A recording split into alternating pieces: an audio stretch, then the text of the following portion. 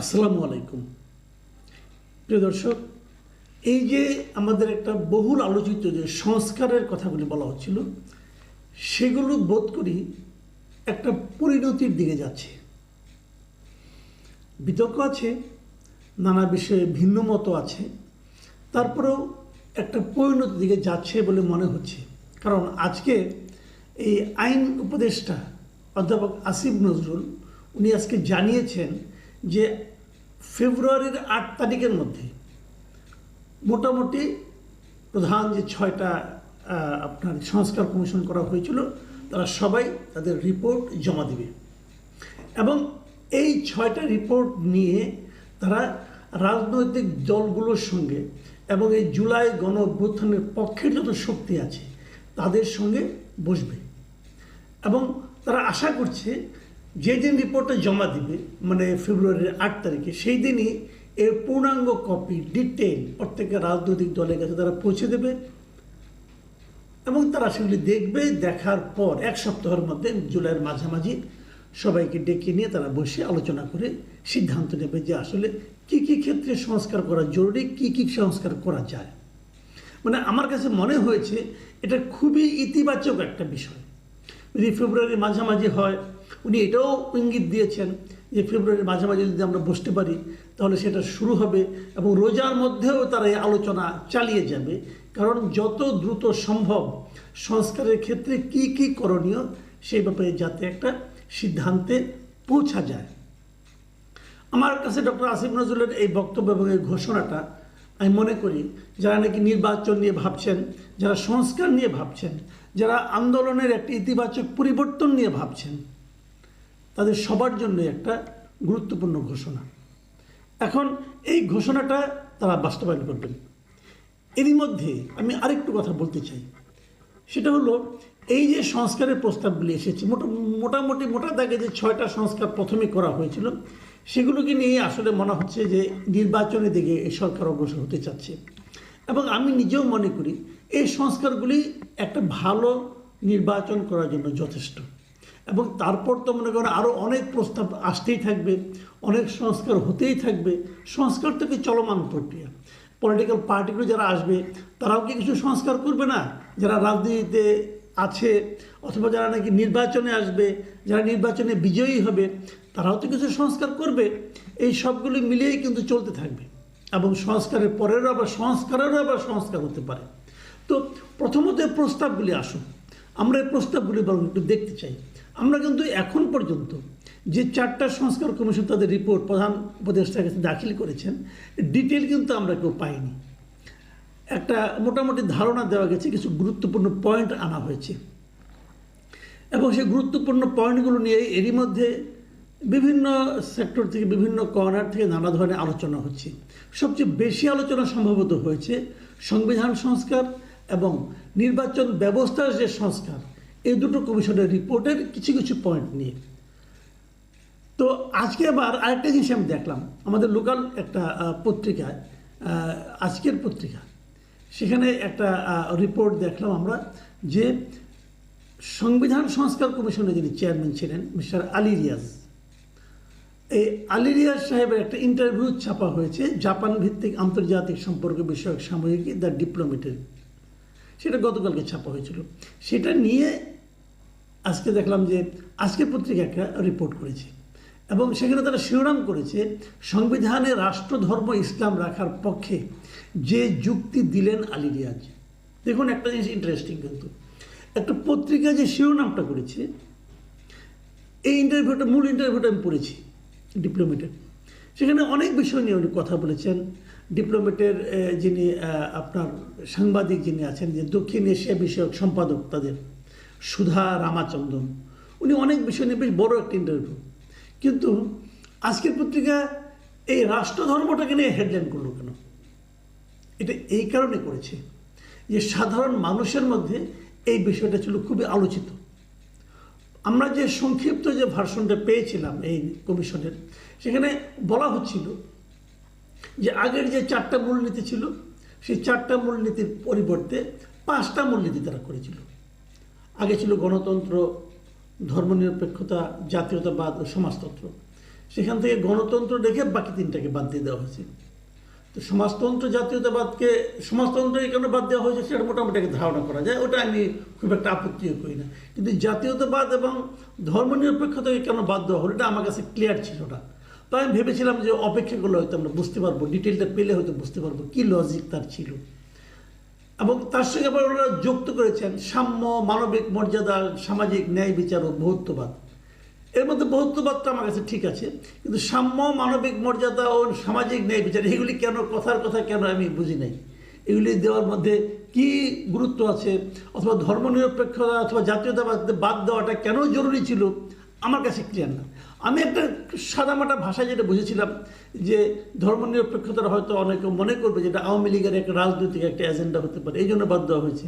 আবার জাতীয়তাবাদ আমি মনে করি যে এটা হয়তো বিএনপির একটা রাজনৈতিক এজেন্ডা হতে পারে, এই জন্য ওটাও বাদ দিয়েছে। আওয়ামী লীগ এবং বিএনপি দুটোই বাদ, ভালো, এটা একটা মোটামুটি মেকানিজম করেছেন আর কি উনি, একটা মাঝামাঝি যাওয়ার পথ আমাদের দেশের সাথে এগুলো আছে।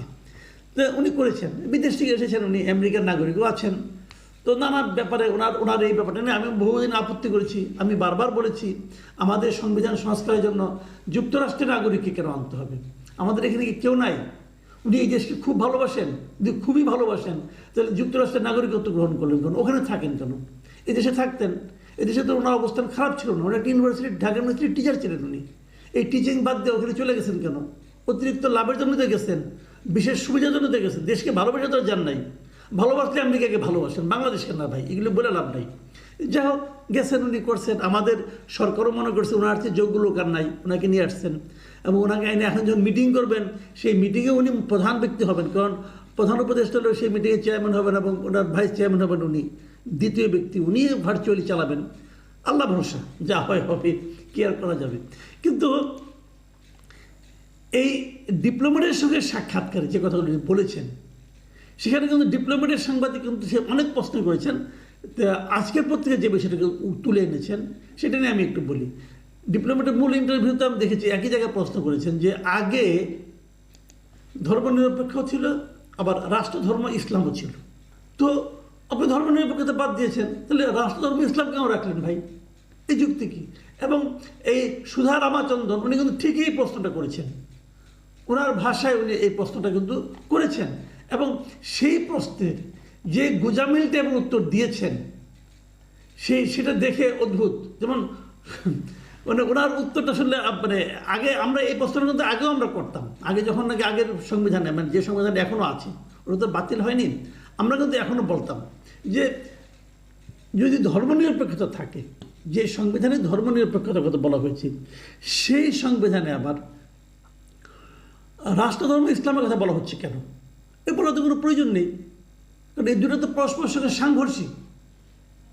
তো এই প্রশ্নটা কিন্তু এবারও করা হয়েছিল এবং আলী রিয়াজ সাহেব তখন বলেছেন যে হাইকোর্টের নাকি একটা রায় ছিল যেটা নাকি সাংঘর্ষিক না। হাইকোর্টের রায় মানে কোন হাইকোর্ট, কোন উচ্চ আদালত? হাসিনার আমলের উচ্চ আদালত। তো হাসিনার আমলের উচ্চ আদালতের সব কথা আপনি মানেন? হাসিনার আমলের উচ্চ আদালতকে আপনি নিরপেক্ষ মনে করেন? মানে বিষয়টা হলো কি, যে যে পয়েন্ট আমার সুবিধা এগুলো আমি নিব, সেগুলো কোনো স্বৈরাচার কোনো সমস্যা না, আর যেগুলো আমার সুবিধা না সেগুলো আমি নেব না, ওখানে স্বৈরাচার। তো এটা তো বেশ সুবিধা, মানে এটা বলা হয় এটাকে, এটা তো সুবিধাতন্ত্র, হ্যাঁ, সুবিধাবাদী আচরণ। আবার উনি রাষ্ট্রধর্ম ইসলামের পক্ষে অদ্ভুত অদ্ভুত সব বক্তব্য, আমি ওনার বক্তব্যটা একটু পড়ে শোনাই, যেভাবে অনুবাদ করেছে আজকের পত্রিকা সেটা আমি পড়ে শোনাই আপনাদেরকে। যে আলী রিয়াজ বলেন 1988 সালে রাষ্ট্রধর্ম হিসেবে ইসলাম সংবিধানে অন্তর্ভুক্ত হয়। এরপর থেকে আওয়ামী লীগ এবং বিএনপি একাধিকবার ক্ষমতায় এসেছে এবং 8 বার সংবিধান সংশোধন করেছে, কিন্তু তারা কখনোই এটি বাতিলের উদ্যোগ নেয়নি।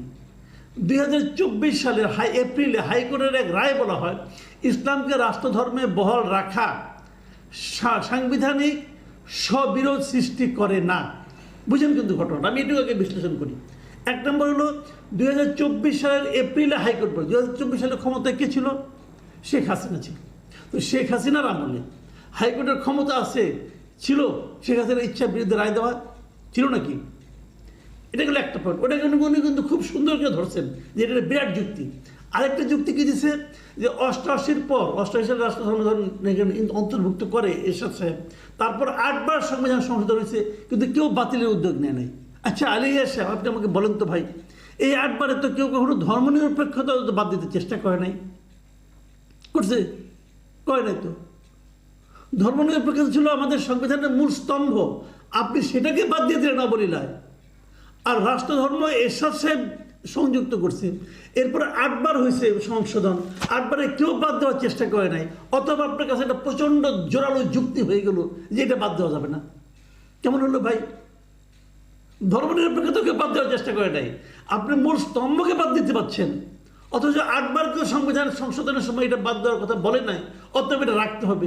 কি উদ্ভট যুক্তি! যাও, এখন উনি আরও বলেছেন যে আমরা যখন সমাজের বিভিন্ন অংশীজনের সঙ্গে পরামর্শ করেছি, তখন বিপুল সংখ্যক ব্যক্তি ইসলামকে রাষ্ট্রধর্ম হিসেবে বহালের পক্ষে মত দিয়েছেন। আমাদের ওয়েবসাইটের মাধ্যমে 50,000-এরও বেশি মতামত গ্রহণ করা হয়েছে, যার মধ্যে বিপুল সংখ্যক মত ইসলামকে রাষ্ট্রধর্ম হিসেবে সংবিধানে বহাল রাখার পক্ষে ছিল। এটি কী অর্থ বহন করে? দেখুন, রাষ্ট্রধর্মে ইসলাম থাকবে কিনা, ধর্মনিরপেক্ষতা থাকবে কিনা, এটা কিন্তু সংখ্যাগরিষ্ঠ জনগণের মতামতের ব্যাপার নয়, মাথায় রাখতে হবে। ধর্মনিরপেক্ষতা কার দরকার? দরকার সংখ্যালঘিষ্ঠের। ধর্মনিরপেক্ষতা কাকে নিরাপত্তা দেয়? সংখ্যাগরিষ্ঠকে নয়, সংখ্যালঘিষ্ঠকে। ইন্ডিয়ায় যে জিনিসটা আছে, ইন্ডিয়ায় যে ধর্মনিরপেক্ষতার আওয়াজটা তুলে, কে তুলে? মুসলিমরা তুলে, যে এটা ধর্মনিরপেক্ষ রাষ্ট্র, কিন্তু আমাদের উপর টর্চার করা হচ্ছে কেন? হিন্দুকে কোনো 1 নম্বর প্রায়োরিটি দেওয়া হচ্ছে, ওখানকার মুসলমানরা তুলে, মানে সংখ্যালঘিষ্ঠরা তুলে। এটা সংখ্যাগরিষ্ঠের ব্যাপার নয় রে ভাই, এই জিনিসটা আপনাকে বুঝতে হবে। এটা তো ভোটের ব্যাপার না। আপনার রাষ্ট্রধর্ম করতে হবে কেন? রাষ্ট্রধর্মের অর্থটা কি? মানে রাষ্ট্র কি এই ধর্মটা পালন করবে? মানে এমন এমন সব যুক্তি আমার কাছে অবিশ্বাস্য ঠেকে। উনি এই ধরনের যুক্তি কেন দিচ্ছেন? মানে এই লোকটাকে আমি আধুনিক মনে করেছিলাম, এখন আমার কাছে মনে হচ্ছে ওনার জন্য এক ধরনের মোল্লাতন্ত্রের প্রতি এক ধরনের ওনার আগ্রহ, এবং মানে মোল্লাতন্ত্রের প্রতি এক ধরনের সমর্থন দেওয়ার জন্য বুঝে এগুলি করছেন। দেখুন, ইসলাম আর মোল্লাতন্ত্র এক জিনিস না। মোল্লাতন্ত্র দিয়ে হবে না রে ভাই। নাকি আমেরিকার প্রেসক্রিপশন নিয়ে কাজটা উনি করছেন, আমি তাও জানি না, ওটাও হতে পারে। ওই প্রেসক্রিপশন বাস্তবায়ন করার চেষ্টা করছেন কিনা আমি বলতে পারবো না। প্রিয় দর্শক, আমরা অপেক্ষায় থাকব যে 8 তারিখে কী কী পাই আমরা। এবং আমি অধ্যাপক আসিফ নজরুলকে অনুরোধ করব যে যখন 8 তারিখে তারা সবগুলো কমিশন তাদের রিপোর্ট প্রকাশ করবেন, সেই ডিটেল রিপোর্ট আপনারা দয়া করে পাবলিক ডোমেইনে দিয়ে দেবেন, যেন যে কোনো মানুষ সেগুলো ডাউনলোড করে ডিটেল পড়তে পারে। তখনই আমি মনে করি কেবলমাত্র আলোচনাটা ভালো হবে, আমরা ভালো মন্দ নিয়ে আলোচনা করতে পারবো, আপনাদের জন্য সিদ্ধান্ত নেওয়াটা সহজ হবে। প্রিয় দর্শক, এখন এ পর্যন্তই। আল্লাহ হাফেজ।